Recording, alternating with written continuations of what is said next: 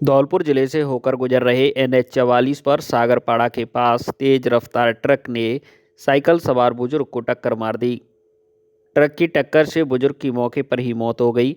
हादसे की सूचना मिलते ही एसपी सुमित मेहड़ा मौके पर पहुंचे और उन्होंने सड़क पर पड़ी मृतक बुजुर्ग की डेड बॉडी को पुलिस कर्मियों की मदद से उठाकर पुलिस गाड़ी में रखवाकर जिला अस्पताल के शवगृह पहुंचाया। जानकारी के मुताबिक 65 वर्षीय सलीम पुत्र मोहम्मद खान निवासी मदीना कॉलोनी साइकिल से लकड़ियां लेने के लिए जंगल की ओर आए थे। जब वह साइकिल पर लकड़ियां ला रहे थे तो एनएच 44 पर सागरपाड़ा के पास तेज रफ्तार ट्रक ने उन्हें टक्कर मार दी। दुर्घटना में ट्रक के नीचे आने से उनकी मौत हो गई। घटना की सूचना जैसे ही एसपी सुमित मेहड़ा को मिली तो वह मौके पर पहुंचे और उन्होंने सड़क पर पड़ी मृतक बुजुर्ग की डेड बॉडी को पुलिसकर्मियों की मदद से उठाकर पुलिस की गाड़ी में रखवाया और जिला अस्पताल के शवगृह पहुंचाया। पुलिस ने मौके पर ही ट्रक ड्राइवर को हिरासत में लेते हुए ट्रक को जब्त कर लिया है। पुलिस ने परिजनों की मौजूदगी में पोस्टमार्टम कराकर अग्रिम कार्रवाई शुरू कर दी है। कल एक्सीडेंट हुआ था सागरपाड़ा पे, जिसकी डेड बॉडी को लाकर मोर्चरी में रखवा दिया गया। आज पंचनामा कर पोस्टमार्टम करा करके डेड बॉडी को परिजनों को सौंप दिया जाएगा और जांच जो भी होगी जारी। इसका नाम क्या है सर मृतक का? इसका नाम सलीम, कहाँ का निवासी है? ये पुराना शहर। उम्र कितने होगी? उम्र करीब 65 साल। धौलपुर जिले के सैंपू थाना इलाके के गांव सहरौली में एक विवाहिता की संदिग्ध अवस्था में मौत हो गई। परिजनों ने पुलिस को सूचना दिए बिना मृतका के पति की गैर मौजूदगी में आनन फानन में मृतक अंतिम संस्कार कर दिया। जैसे ही मृतका के पियर पक्ष के लोगों को बेटी के मरने और ससुराली जनों के द्वारा उसका अंतिम संस्कार किए जाने की सूचना मिली तो वह बेटी की ससुराल पहुंचे। मौके पर पहुंचे तो उन्होंने राजेश पत्नी कन्हैया जाटव जलती हुई चिता देखी, जिसके बाद सभी लोग पुलिस थाने पहुंचे और उन्होंने पुलिस को घटना के बारे में जानकारी दी। सूचना मिलने के बाद सैंपऊ पुलिस थाने में सहायक उप निरीक्षक राजेश सिंह पुलिस बल के साथ सहरौली गांव पहुंचे, लेकिन मृतका के ससुराल पक्ष के लोग गायब हो गए। सहायक उप निरीक्षक राजेश सिंह के द्वारा पुलिस के उच्च अधिकारियों को दी गई सूचना उच्च अधिकारियों के निर्देश पर भरतपुर से एसएफएल की टीम घटनास्थल पहुंची। एसएफएल की टीम ने घटनास्थल पर निरीक्षण कर सबूत इकट्ठे किए। एसएफएल की टीम को मुक्तिधाम पर विवाहिता की जलती हुई चिता मिली। मामले को लेकर एएसआई राजेश सिंह ने बताया कि सहरौली गांव में विवाहिता की मौत की सूचना मिली थी। जब पुलिस मौके पर पहुंची तो चिता जल रही थी। मौके पर ससुराल पक्ष नहीं मिला, पति भी बाद में आया है।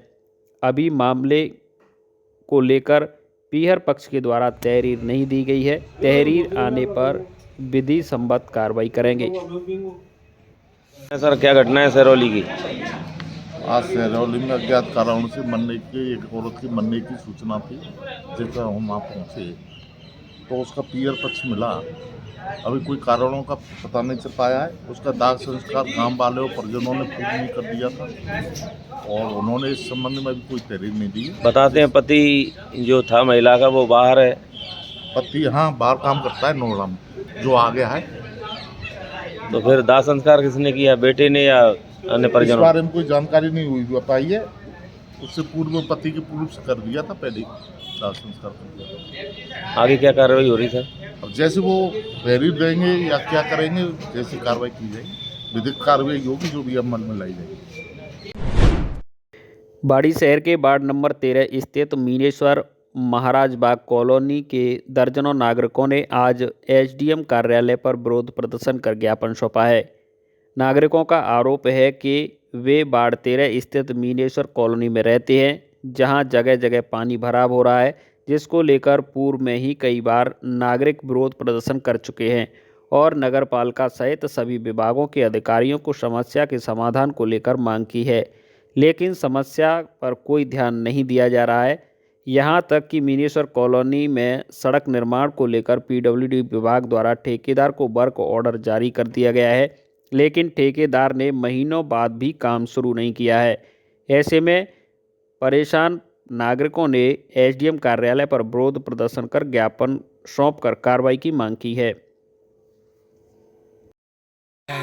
आज हम सभी Maharajbagh colony, Mineshwar colony, ward number 13 के निवासी यहाँ इकट्ठे हुए हैं। माननीय एसडीएम साहब को लिखित में एक प्रार्थना पत्र दिया है।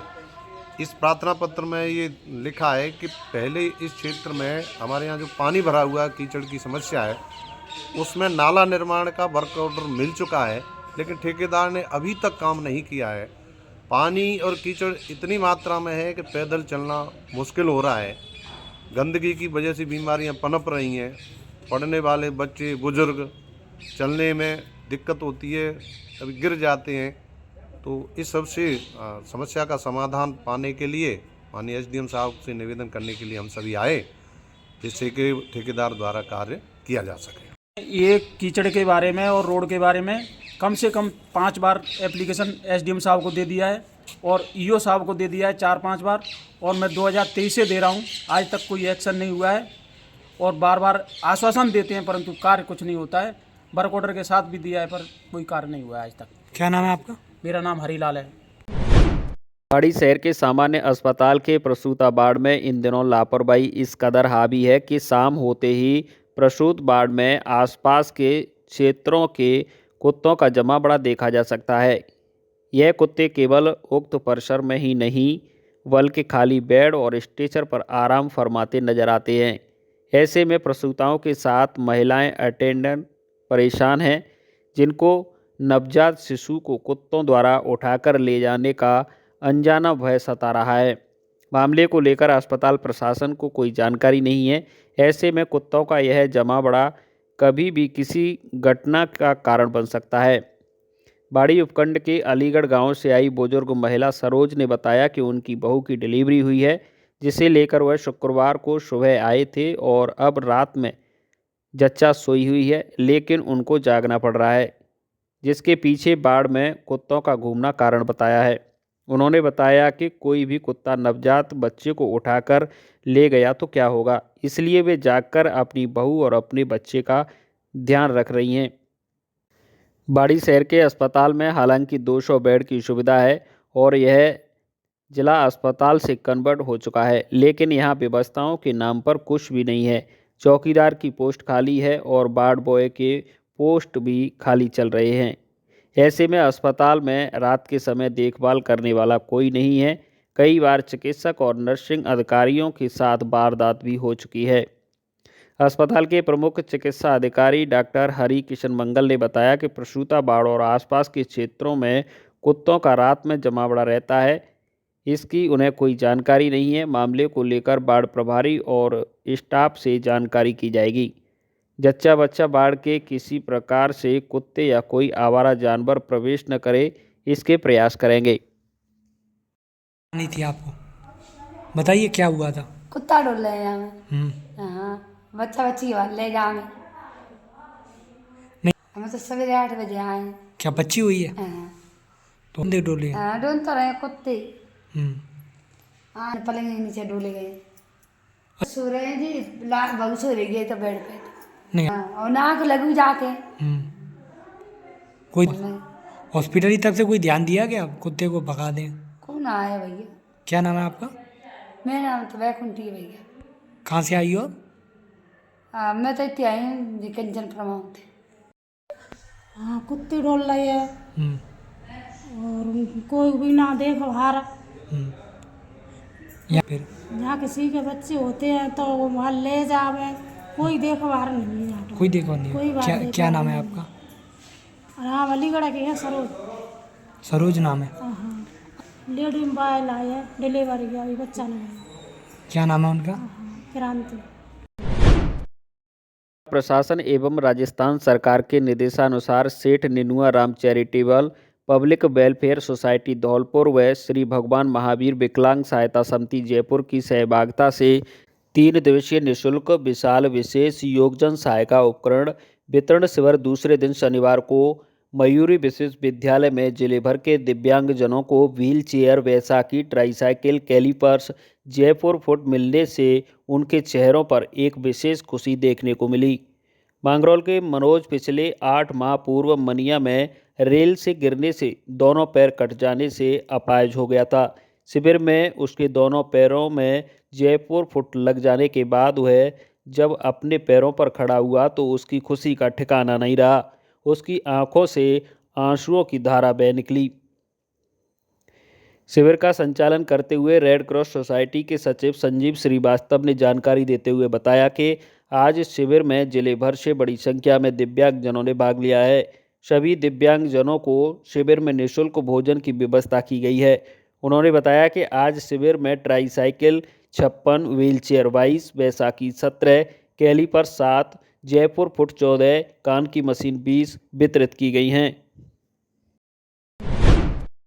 सरमथुरा उपखंड के गौलारी पंचायत अंतर्गत मथारा गांव में बाबू महाराज मंदिर पर 5 पंचायतों के ग्रामीणों ने एकजुट होकर करौली धौलपुर टाइगर वन्यजीव अभयारण्य का विरोध करने का निर्णय किया गया।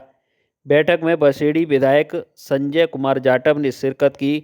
बैठक में ग्रामीणों ने एक स्वर में टाइगर अभयारण्य का विरोध करते हुए कहा कि टाइगर अभयारण्य के क्राइट एरिया में ऐसी पंचायतों को भी शामिल किया गया है जिनका अभयारण्य से कोई लेना देना नहीं है।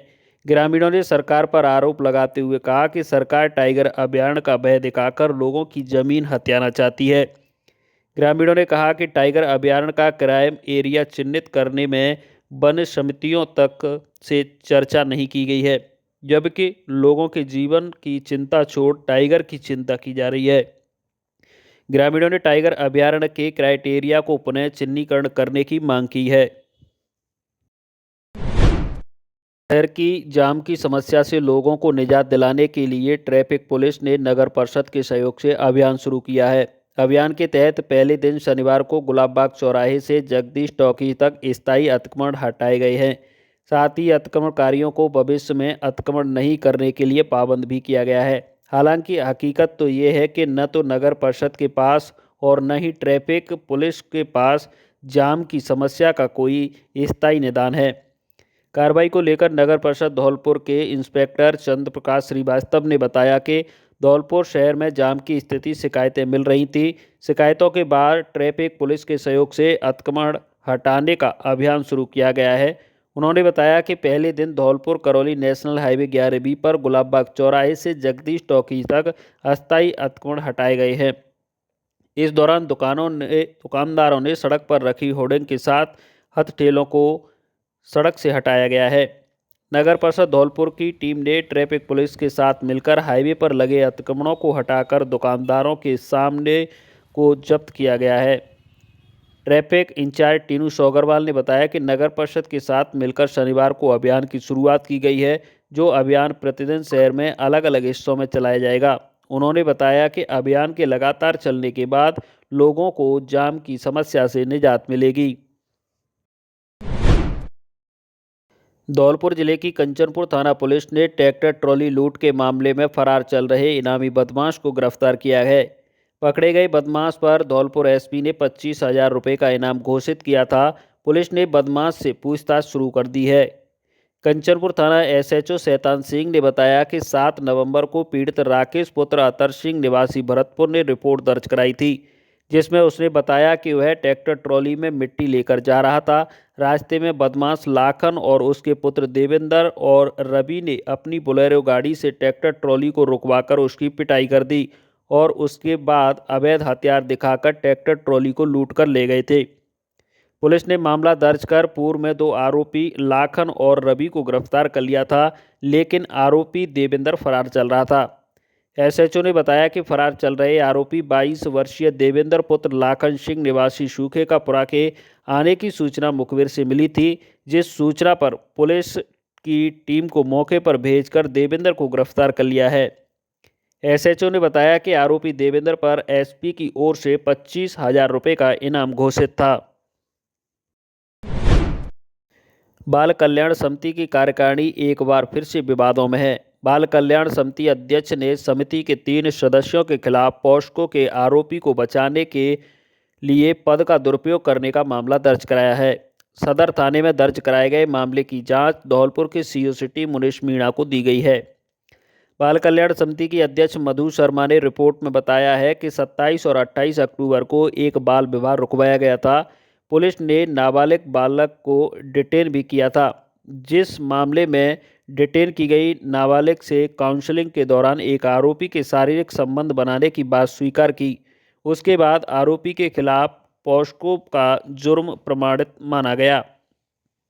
बाल कल्याण समिति अध्यक्ष मधु शर्मा ने दर्ज कराई गई रिपोर्ट में बताया है कि समिति के 3 सदस्य कविता शर्मा और माजिद शरीफी ने पॉस्को के आरोपी को बचाने के लिए नाबालिग की बिना सामाजिक रिपोर्ट कराए उसे बालिग मान लिया।